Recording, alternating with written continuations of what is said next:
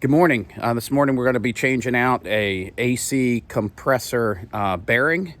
We're going to be working on an E60 2006 BMW 525i. And what we're going to do this morning is we're going to show you how what it sounds like before you change it out. I had just actually changed the idler pulley and the tensioner pulley, thinking that it was that was making the squealing noise, but apparently if I had paid a little closer attention, we would have figured out that it was the AC compressor. So it's a cold morning this morning. You'll notice more than likely that the bearings will start seizing up and making a lot more noise when the temperatures drop. So we're going to get right into this. So here's the E60 we're going to be working on this morning. We're going to go ahead and start her up so you can hear the sound. It sounds like a couple of kids screaming inside the car, but let's go ahead and do that. It's about 30 degrees out. And there you go. There starts the sound. You can go ahead and hear that. Doesn't sound too pleasant. So today we're going to go through the steps. There's not a lot of videos. I haven't been able to really find but one video, and it's not specific to any one car. So we're going to go ahead and start on that this morning. And I also forgot to left out that I got this this is a wrench for an oil filter, an adjustable like rubber wrench, and we're going to hold that around the actual pulley to hold counter tension while we're taking the actual pulley off. Okay, so I just went ahead and took care of my shopping list for this project. I stopped at Harbor Freight Tools and got a 3-jaw puller set just in case I need a little bit of assistance taking that pulley off. The clutch bearing that I got is actually for a Denso 7SE Mercedes late model, but I was able to find this on Autozone's website. And this is what it looks like. I just picked it up. I had to order it and they brought it in the next day. Part number's MT2238. And this ran $13. The jaw puller was about $19.99. And then apparently someone else that has done this in a different video mentioned this high temperature sleeve retainer. I was not able to find this in your regular auto parts store, Home Depot, Lowe's, or anywhere like that. I actually found it in CarQuest. And CarQuest is an independently owned shop. And we have one here, I believe the name is Lyle's in town, Connie Lyle's. And they had this on the shelf. It was the last one, and this ran about $9. And then this here I had, and in case we need this, or I think we can probably use a small screwdriver as well, but this is actually a retaining clip remover. So it might just be easier to use a flathead, but we'll see if I can line those holes up. So we're gonna get ready and get right into it. Compressor is located on the passenger side in the front of the vehicle. First thing we're gonna do here is we're gonna go ahead and take off this plate. Just take these bolts out all the way around. There's a number of them. You don't have to take all of them, but these here around that.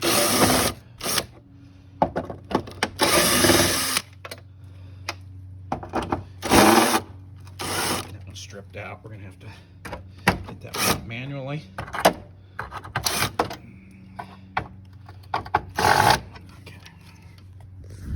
Okay, so we went ahead and removed all the bolts. There's 1, 2, 3, 4, 5, 6, 7, 8, 9, 10. Then what we're going to do is we're just going to kind of lift this up. We're going to slide it out from under this lip here, and you'll see that the cables are attached. That is the hood release, and you can just go ahead and move this aside. You don't actually have to take those hood release mechanisms off. So you just go ahead and leave those on, excuse me. And then we're going to go ahead and work on this and take out the fan motor as well next. And I'll show you how to do that. All right, next we're going to go ahead and remove this cover that basically protects the radiator and the fan. So this right here, I believe, is a overflow into the radiator. You can just basically pull this up gently out of that and just pull it off to the side. Just stick it over here for now so it stays out of the way. And then we're going to have, I believe, 5 bolts. There's one here, there's one there, that's 2, one in the center, 3, same thing on the other side, 4 and 5. So we're going to go ahead and do that now. I've got those 5 bolts removed. Now we're just going to go ahead and lift up on this. Up here. It kind of just comes out. Lift it off and put that aside over here. And the next thing is we need to go ahead and remove the fan. So you've got an electrical connection here, a harness, and there's actually a tab over down here on this side. I think you can see it right there. And what we need to do is we need to reach down there and we need to basically work that slowly around that hose that you see coming out to free it so that this can lift up and out without getting in the way here of the main hose and the overflow to the radiator. So we're not taking the radiator out, but we are taking the fan out. So let's go ahead and just pull this out here. Move that aside. We'll go down here. We will manipulate this. There's a little hose down here. So you kind of got to pull up on it. And then at the same time, I'm going to go ahead and put this down just for a second while I do this. And I'm going to use my other hand. I'm going to work that tab around until I feel that it's free. I've got it kind of in the 90-degree position. I just did that. And then you should be able to just go ahead and pull this out. Now on this side, there's some hoses.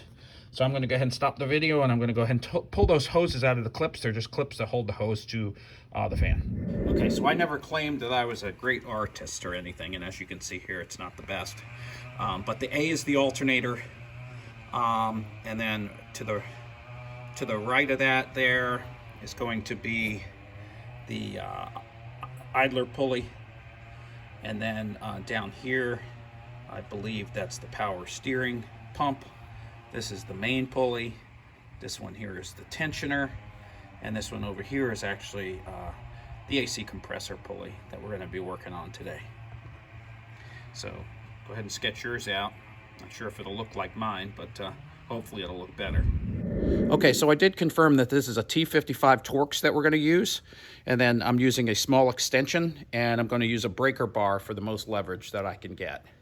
We're going to go ahead and we're going to place this inside of this the tension area here, and at the same time we're going to pull up, and as you can see here, the pulley wheel is moving, relieving the tension.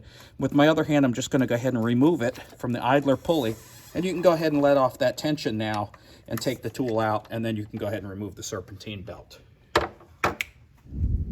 Okay, so for this part here, I went ahead and got a 7mm ratchet, and that's what's on the end of that in the center. And then I went ahead and hooked my oil filter wrench in there. And what I'm going to do is I'm going to turn the ratchet clockwise while trying to hold the wheel in place. I'm gonna have my lovely assistant hold this right now while I do that. So I'm gonna hold this down here, and I'm gonna push down. There it goes. And I got some pressure there, and now I'm just going to pull it off and see what we can do next with it. Okay, I went ahead and spun the puller counterclockwise, and at the same time the front plate of this came off. So I want to make sure that none of these rubber pieces seem like they're not on there very well. It looks like they just kind of press on those little tabs there. I'm going to go ahead and take this off. This is what it looks like. And going to go ahead and put that aside. So this is what we're looking at, and I believe the next step we're going to handle here is taking out that clip. Okay, so the hardest part yet was using a flathead screwdriver to work around the front of the pulley to get this retainer clip off. Once I got that off, I think we're ready now to actually remove the pulley.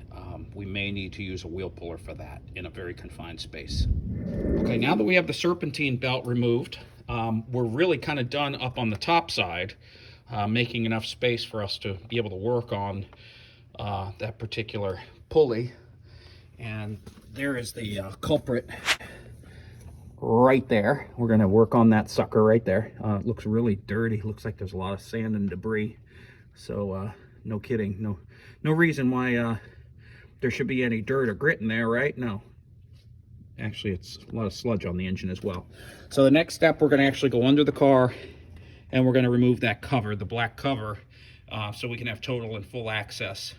And we're going to slide under the car, and then we're going to go ahead and start to disassemble that pulley off of the AC compressor. This was the hardest thing to remove. I used the medium-sized wheel puller and was really only able to get two of the jaws on as I pulled it off, and it took a good 20 minutes messing around with it. But what I did now was I took an old someone's sneezing out here, it scared the crap out of me. So I took an old spark plug gapper and I bent the sides up, and I went ahead and put it right in the center. It fit right in there, and I hit it with a hammer until that sucker popped out.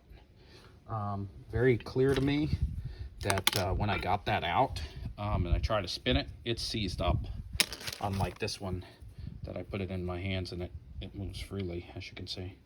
So I'm going to go ahead and clean this wheel up now with some degreaser. Here it is after putting that back in. That's the new one. It spins pretty freely now.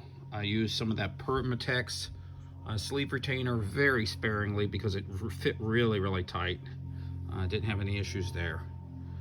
So now we're going to reassemble everything and hope that we have a good, successful repair. Okay, so I just reassembled everything in reverse order. Now's the moment of truth. We're going to go ahead and start the car, and hopefully the sound will be gone. Let's see.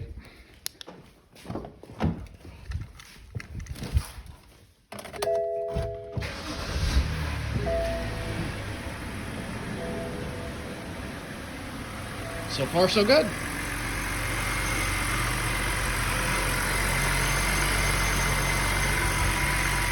I'm not hearing the sound. So it appears as though this was a success. So if you like this video, make sure you give me a like, and I'll try to put in the video all the links to the parts and any additional information that may help you to do this fix. I was able to basically do all of this for less than $50. Sure beats having to put in a new AC compressor. So again, thanks for watching, and happy fixing.